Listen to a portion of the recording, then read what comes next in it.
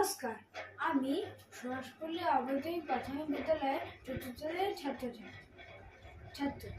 আজ আমি আপনাদের সামনে কবি ভবানীপ্রসাদ মজুমদারের লেখা দ্রৌপদী নাসিনী প্রতি কবিতাটি আবৃত্তি করে শোনাব।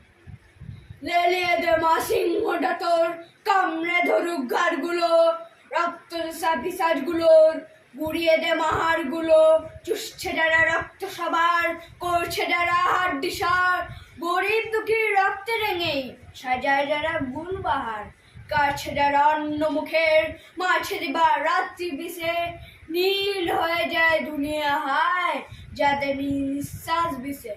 10 হাতে 10 অস্ত্র নিয়ে থাকবি কি তুই সংসদেই, শুনছি মা ত্রিলোক নাকি উত্তকে পেয়ে তোরতে যেই যোদ্ধারে মজুদ্দারেই গিয়েছে আজ দেশ ভরে, পাঠিয়ে দে মা জমগুলোকে সব শয়তানদের শেষ করে।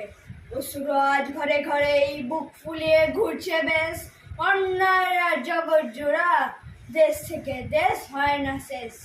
নারায়ণের চক্রটা আজ লাগছে বলো কোন কাজে, মহাদেবের ত্রিশূল কোথায় তবে কি মা সব কাজে? ঝলসে উঠুক গস্ত তাদের, থাকবি কত কাল থেমে, খর্গ হাতেই স্বর্গ থেকে সংহার ন্যায় নেমে। দুষ্ট দমন করিস যদি পুষ্ট কেন হয় ওরা, আর কতদিন এমনি করেই বেঁচে ও মরে রই মোরা।